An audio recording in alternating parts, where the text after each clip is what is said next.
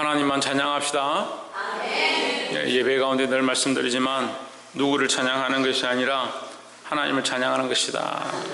우리는 좋은 곡조와 음료를 듣기 위해서 온 것도 아니고 모든 영광을 하나님 앞에 드리기 위해서 이 예배 가운데 왔습니다.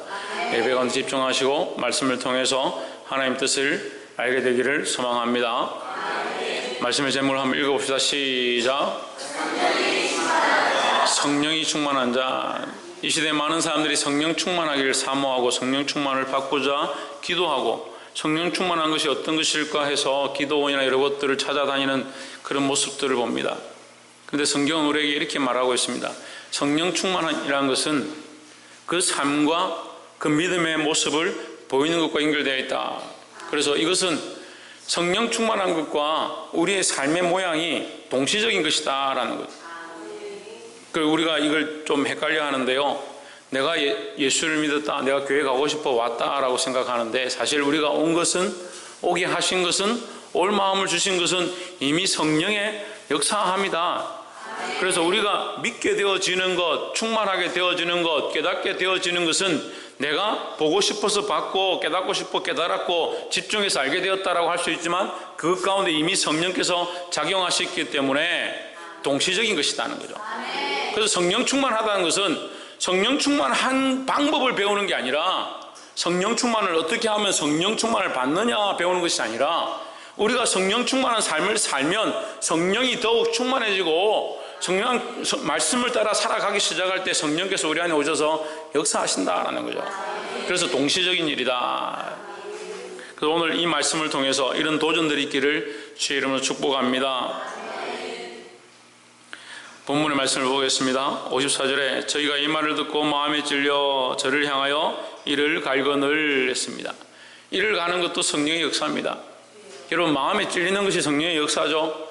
근데 우리가 이를 가는 게 아니라 마음에 찔리는 것이 성령의 역사면 어떻게 해야 되냐? 이를 갈 것이 아니고 회개하고 자복해야 합니다. 말씀 듣는 것도 똑같습니다. 말씀을 듣고 마음에 찔리면 회개하고 돌이키면 됩니다. 근데 왜 문제가 생기냐? 말씀을 들었지만 삶을 바꾸고 싶지 않다는 거죠. 이게 동시적 역사예요. 말씀이 우리 안에 들어오면서 성령의 역사가 함께 오는 겁니다. 그럼 이게 들었을 때 찔리거나 깨닫게 되어지면 아멘하고 그렇게 삶을 바꾸면 됩니다. 그러면 어떻게 되냐? 삶 가운데 성령께서 함께 하셔서 더욱 역사하시기 시작하는 거예요. 그것이 성령의 충만한 역사고 그것이 성령 충만한 삶이다라는 거죠. 근데 여기 끝나는 겁니다. 말씀을 듣고 끝내버립니다. 말씀을 듣고 집에 돌아가면서 끝내버립니다. 제가 지난주 일주일 동안 점검을 했습니다. 주일날 말씀을 전했는데 지난 주일은 말씀이 굉장히 좋았습니다. 근데 15분밖에 안 했죠. 그래서 제가 말씀을 물어봤어요. 기억을 못하는 거예요. 아, 그래서 길게 해야 되는구나. 했던 말 또 하고 했던 말 또 하고. 왜 그렇게 기억을 못합니까? 여러분, 기록하시고 마음에 새기시고 계속 점검하고 아니면 다시 들어봐야 되는 거예요. 그래, 잊어버린다는 거예요. 잊어버린다. 왜 있느냐? 제가 이런 생각들 해봤어요. 왜 있을까? 생각이 너무 많은 거예요. 생각이. 다른 사람들 뭐라 할 거 없고 다른 사람 욕할 거 없고 우리 가족들 생각이 얼마나 생각이 많아요. 학교 가야 되죠. 직장 가야 되죠. 준비해야 되죠. 어디 입어야 되죠. 뭘 살까? 뭘 입을까? 뭘 먹을까? 뭘 마실까? 집안에 이 일인데 이 집안 일을 어떻게 해결할까? 생각이 끊이지 않더라고요. 그 시간을 조금만 내서 말씀을 들은 것, 그 말씀이 내게 뭐라고 말씀하셨나? 그 말씀 앞에 내가 아멘 했었는데 내가 왜 아멘 했었나? 나에게 뭘 말씀하셨나? 내 마음에 뭐가 걸렸었나? 뭐가 찔렸었나? 내 마음에 뭐가 아멘으로 화답했는가? 그걸 다시 점검하고 그 말씀을 따라서 내가 일주일 동안 이렇게 살아야겠구나, 그렇게 세우면 좋겠는데 생각이 얼마나 많아요. 복잡하게 머리가 터질 것 같아요. 그래서 스트레스 받는다고, 머리가 복잡하다고, 힘들다고. 그러니까 그 생각들이요, 성령에 이끌리는 것, 내가 그 생각을 주를 위해 살기 시작하고 말씀대로 살기 시작할 때 성령이 그 삶을 이끄시고 함께 하시는 거죠. 그러니까 동시적이라니까요. 내가 이렇게 하려고 하면 하나님 하신다니까요. 내가 이렇게 하나님 앞에 나아가고자 하면 하나님 우리에게 가까이 오신다니까요. 우리가 안 가니까 문제죠. 우리가 회개하지 않으니까 문제죠. 우리가 내어놓지 않으니까 문제죠. 우리의 생각들을 자꾸 우리의 것이다 생각해서 생각 자체를 내 것으로 자꾸 하는 겁니다. 끊임없는 생각과 끊임없는 고민들과 끊임없는 문제들 가운데 자기 스스로 얽매여 간다.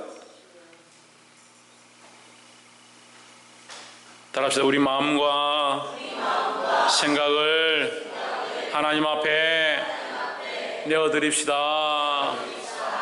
그러니까 예배가 뭡니까? 신령과 진정함이 우리의 예배다. 우리가 하나님 앞에 드리는 예배가 뭐냐? 신령과 진정함을 드리는 것이다. 생각을 굴복시키고요, 마음을 하나님 앞에 드리고요, 우리 마음의 중심을 하나님 앞에 온전히 제물로 드리는 거예요. 산제물로 태워 드리는 거, 그것이 예배입니다. 그것이. 태웠는데 무슨 생각이 그렇게 많아요? 제물로 각을 떠서 피를 쏟고 죽이고 하나님의 것이다 하고 드렸는데 왜 자기가 펄펄 살아가지고 항상 자기 생각과 자기 감정과 자기 가치관에 매여 있다는 거예요. 그러니까 성령이 들어와서 역사할 자리가 어디 있습니까? 그러니까 충만한 것은 아예 관계가 없는 거예요. 오늘 이 우리와 함께 믿음의 삶을 살고 있다는 이 유대인들이, 그리고 회당에 모여있는 청년들이, 믿음으로 있다고 자기들이 아브라함의 후손이라고 생각하는 사람들이 마음에 찔려서 어떻게 하냐? 스데반을 향해서 이를 갈고 돌을 들고 그를 쳐 죽이는 그런 장면이 나옵니다. 그들은 그것이 옳다라고 생각하는 겁니다. 왜요? 자기 생각에 매였기 때문에. 성령에 이끌리고 말씀을 따라 자기 삶을 굴복시키는 것이 아니라 자기 삶이 여전히 살아있으니까 자기 생각대로 가고자 하니까 그것이 들기 싫고 결국 돌을 들어서 그를 죽이는 이 비참한 장면들이 나오는 겁니다. 여러분, 말씀을 들었다면 깨달아야 하고요. 특별히 오늘 말씀에서 뭐라고 하냐, 이 본문에 나와 있지 않은데 51절을 잠깐 보면, 목이 곧고 마음과 귀에 할례를 받지 못한 사람들아, 너희가 항상 성령을 거스려 너희 조상과 같이 너희도 하는도다. 여기 성령이 나오죠. 우리 방송에서 되면 51절을 한번 띄워보세요. 성령을 거스리는 것과 성령과 뭐가 거스리냐? 마음과 귀에 할례 받지 못했다. 목이 곧고. 목이 곧다는 게 뭡니까?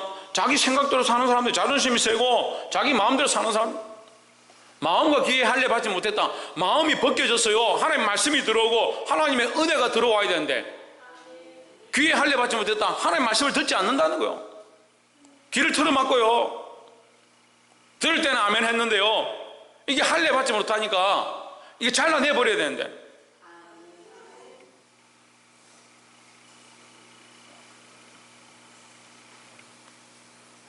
그래야 항상 성령을 따라 사는데, 여기 보세요. 그 목이 곧고 마음과 귀에 할례를 받지 못했으니까 뭐하다? 성령을 거스른다. 말씀 들을 때 생각할 필요가 없어요. 말씀 앞에 아멘하고요, 말씀대로 살고자 해야 되는 거예요. 차라리 내가 왜 자꾸 내 생각대로 사는가? 그 생각이 문제구나. 주여, 이 생각을 주의 말씀으로 가르쳐 주시고 인도해 주십시오. 그걸 차라리 생각하세요. 이 생각이 맞나? 이 말이 맞나? 이 말씀이 맞나? 목사님이 오늘따라 왜 소리를 지르나? 그런 생각을 왜 해요? 말씀 앞에 말씀대로 서면 되죠. 저도 말씀 앞에 서 있고요, 여러분도 말씀 앞에 서 있고요, 저도 하나님 앞에 서 있고 여러분도 하나님 앞에 서 있는 거예요. 오늘 이 예배가 말씀 앞에 서서 온전한 고람도의 예배가 되기를 주의 이름으로 축복합니다. 55절에 스데반이 성령이 충만하여, 55절 충만하여 하늘을 우러러 주목하여 하나님의 영광과 및 예수께서 하나님 우편에 서신 것을 보고 했습니다. 자, 그러면 우리가 오늘 성령이 충만한 자라는 말씀의 제목으로 말씀을 나누니까 성령 충만한 자의 삶에 대해서 우리가 세 가지만 나누기 원하는데, 첫 번째는 하나님의 영광과 예수 그리스도를 바라보는 것입니다. 하나님의 영광과 예수 그리스도를 바라보는 삶이 뭐하다? 성령 충만한 자의 삶이다 하는 거죠. 제가 동시적으로 했잖아요. 우리 삶에서 하나님의 영광을 바라보는 거예요. 그 성령에 이끌릴 수밖에 없죠. 죄 짓는 자리에 가서 하나님의 영광을 다시 바라보세요. 그러면 죄에서 나올 수밖에 없어요. 술 마시고 담배 피고 음란하고 폐역한 짓들을 하는 그 자리에 끌려갔다면 거기서 하나님의 영광을 바라보고 다시 나와야 되는 거예요. 거짓말하는 자리에 갔으면 거기서 하나님의 영광을 바라보고 그리스도의 십자가를 바라보면 내가 어떻게 계속 거짓말하나요? 그 하나님 영광과 단절되어지고 내 욕심을 채우고 세상의 방향대로 가는 것을 그대로 쫓아가면서 어떻게 성령 충만을 바라냐. 저는 비유를 드는 것을, 예화를 드는 것을 별로 안 좋아하지만 그 예화가 참 저는 어렸을 때 충격적으로 들었어요. 사실 초등학교 때 들은 예화인데 아직까지도 잊지 않고 있습니다. 무슨 예화냐면 어느 조그만 시골 마을에 교회가 있었는데 거기 권사님이 새벽 기도회 때마다 나와서 새벽 기도를 하시고 집에 가시고 얼마나 신실하게 새벽 기도를 하시는지. 수십 년 동안 교회를 섬기고 이제 할머니 권사님이 됐다. 근데 마을에 어떤 농부가 자꾸 자기 밭에 곡식이 자꾸 없어지는 거예요. 하루는 무가 없어지고 하루는 배추가 없어지고 과일도 없어지고 당근도 없어지고 그래서 안 되겠다 해서 아침부터 이제 잠을 안 자고 새벽부터 일어나가지고 이제 보초를 쓰고 지키고 있었어요. 근데 한 6시, 한 7시 이제 겨울에 해가 늦게 뜨니까 이제 해가 싹 밝을 때 좀 컴컴한데 누가 찬송을 부르면서 나 같은 죄인 살신 하면서 물을 쑥 빼가지고 봉투에 싹 넣고 근해 놀라와 가지를 똑 떼가지고 봉투에 넣고 그걸 가는 거예요.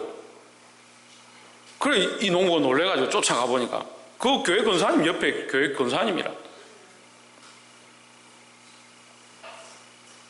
이 삶과요 자기 입술로 얘기하는 것과요 완전히 다르잖아요. 아무 관계가 없는 거예요. 아무 관계.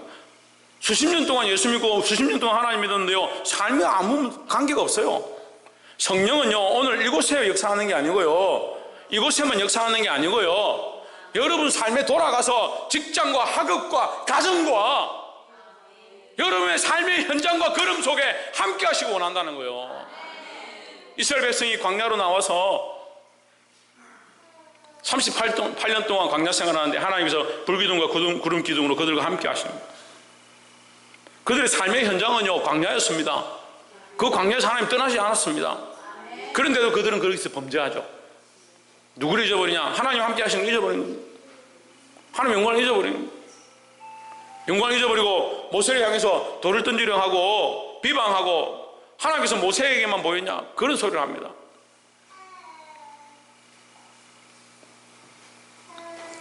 성령 충만한 자의 삶, 우리 삶의 현장에서 하나님의 영광과 그리스도의 십자가를 바라보는 것이다 라는 거예요. 이것을 잊지 않기를 주의 이름으로 축복합니다. 두 번째는 56절에 말하되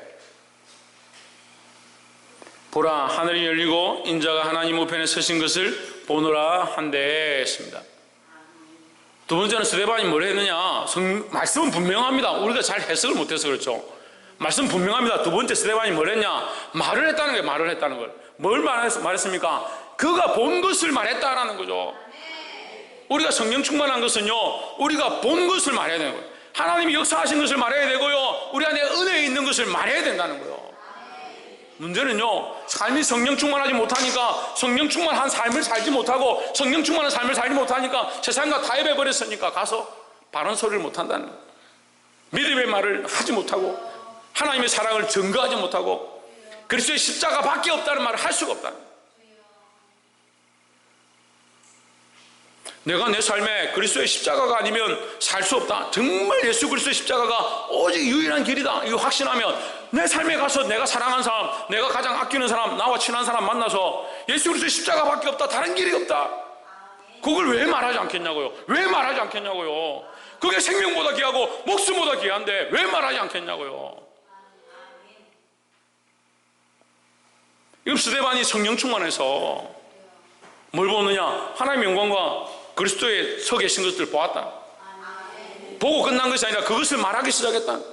우리가 삶에서 뭘 말하냐?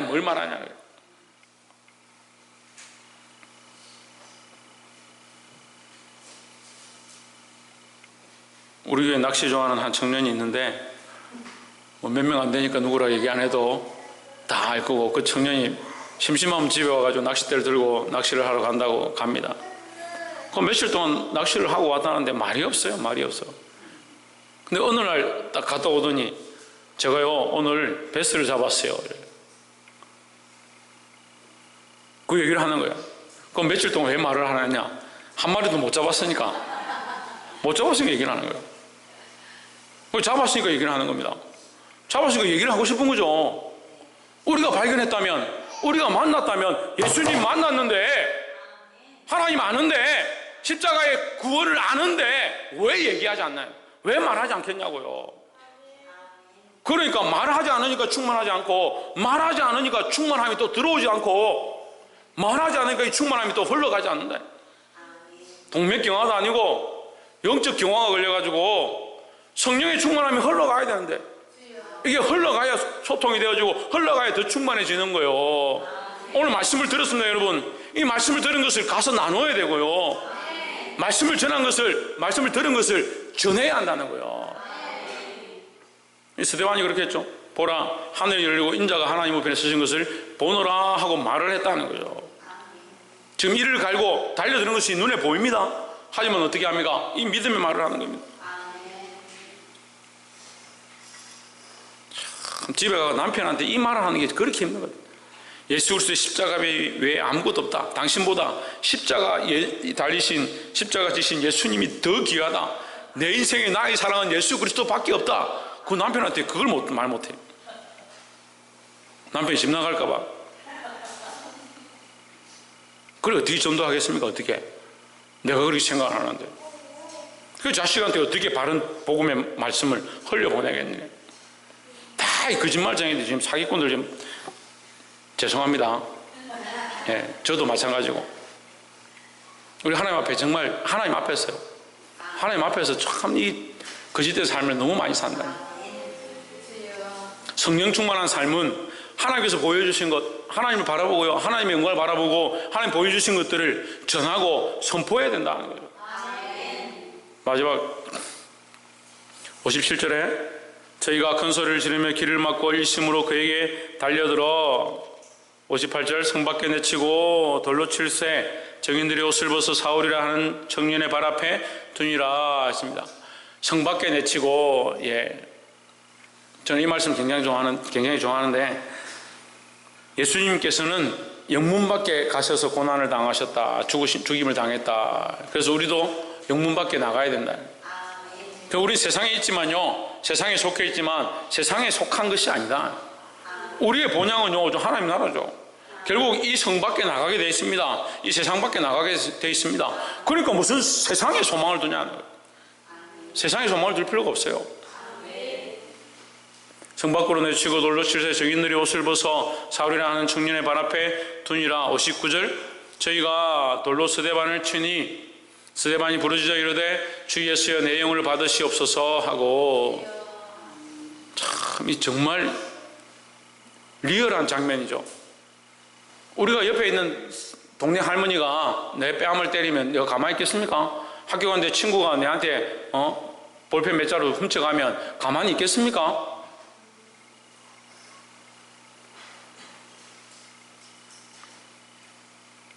조그마한 것 하나 가지고도 원수가 되어지고 보지도 않는 그런 시대 가운데, 아까 목사님 잠깐 대표 기도하실 때 말씀하셨는데 나라가 경제적으로나 정치적으로나 굉장히 혼돈한 상황, 나눠졌죠. 반으로 나눠져서 좌우가 싸우는 이런 시대 가운데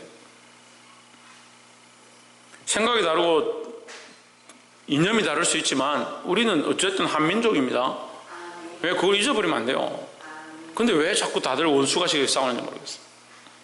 아닌 건 아니고 틀린 건 틀린 거지만 원수를 삼을 필요가 왜 있습니까? 이 돌로 치는 이 상황 가운데 스데반은 주 예수의 내용을 받으시옵소서 하고 60절에 뭐라고 하냐면 무릎을 꿇고 크게 불러 이르되 주여 이 죄를 그들에게 돌리지 마옵소서 했습니다. 마지막 그의 생명을 거두는 그 상황 가운데 그는 무릎을 꿇고 자기에게 돌로 치는 그 사람들을 향해서 주여 이 죄를 그들에게 돌리지 마옵소서 했습니다. 성령 충만한 자는요, 세 번째 꼭 나눠야 될 게 뭐냐면 성령 충만한 자는 용서할 줄 안다는 거죠. 제가 말씀을 이렇게 묵상하고 보면서 내린 결론이 뭐냐면요, 말씀 가운데 성경은요 하나님의 사랑이에요. 성경은 하나님의 사랑이고, 성경 그 사랑이 어떻게 나타나냐, 예수 그리스도의 십자가로 나타나고요. 그 십자가는 우리에게 뭘 가르쳐 주냐면요, 뭘 가르쳐 줄 것 같아요? 용서를 가르쳐 주는, 용서를. 용서가 안 돼요. 참 예수 믿는 사람들 용서가 안 돼요. 다른 건 다 되는데, 목사님 다른 건 다 되는데 그 인간들 용서가 안 돼요. 용서가. 특히 부부들 정신을 차리세요. 용서가 안 돼가지고요, 결혼할 때, 결혼식 할 때 섭섭했던 거, 예? 죽을 때까지 그거 끌고, 이웃과 원수된 거, 그걸 놓지 못하는, 용서하면, 그냥 내가 용서하면 되는데, 이거 집사님 왜 그렇게 하십니까? 저 인간 내가, 나는 보지도 않는다. 왜 그렇게 하고 있습니까? 그럼 그 인간도 자기를 그렇게 봅니까? 아니죠. 혼자서 그렇게 생각하죠. 그럼 자기가 내려놓으면 될 문제요. 우리가 하나님의 큰 은혜를 받았는데, 성령이 우리 안에 오셔서 역사하시는데 왜 용서하지 못하고 왜 사랑하지 못하냐. 말하기는 성경이 사랑이고 하나님이 사랑이고 그리스도의 십자가가 사랑이라고 계속 얘기하고 나누면서 조금도 양보할 수 없고 조금도 용서할 수 없고 조금도 포용할 수 없는 그런 신앙으로 산다는 거예요.